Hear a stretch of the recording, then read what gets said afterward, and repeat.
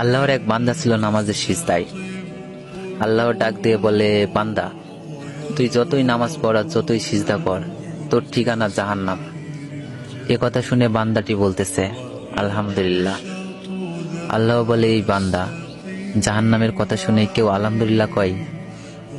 বান্দা বলে, আল্লাহ, জাহান্নামের মালিকও তুমি, জান্নাতের মালিকও তুমি। তুমি আল্লাহ যদি খুশি হয়ে আমাকে জাহান্নামও দাও, আমার আপত্তি করার কোনো অধিকার নেই। আল্লাহ বলতেছে, বান্দা, জাহান্নামে গেলে তুই পুড়ে যাবি, তোর কষ্ট হবে। বান্দা বলতেছে, আল্লাহ, কষ্ট শুধু আমার হবে না, তোমারও হবে। আল্লাহ বলে, বান্দা, তুই পুড়বি জাহান্নামে, আমার কষ্ট কেন হবে? বান্দা বলে, আল্লাহ, মায়ের কোলে সন্তান যদি পানিতে পড়ে যায়, তাহলে দুনিয়ার কোনো মাই যেমন দূরে দাঁড়িয়ে থাকতে পারে না, দৌড়ে গিয়ে বাচ্চাকে কোলে নেয়, আমার বিশ্বাস ওই মায়ের চেয়ে কোটি কোটি গুণ দয়া তোমার বেশি। আমাকে জাহান্নাম দিলে তুমিও আল্লাহ শান্তি পাবে না। আল্লাহ বলে, বান্দা, এই দলিল তুই কই পাইলি?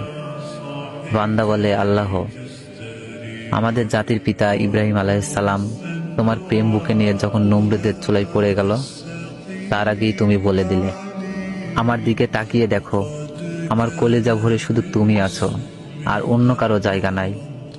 আল্লাহ বলে, বান্দা, আমার প্রেমের ভক্তি নিয়ে যদি কেউ জাহান্নামেও যায়, আমি জাহান্নামকেও জান্নাত বানিয়ে দিব। সুবহানাল্লাহ।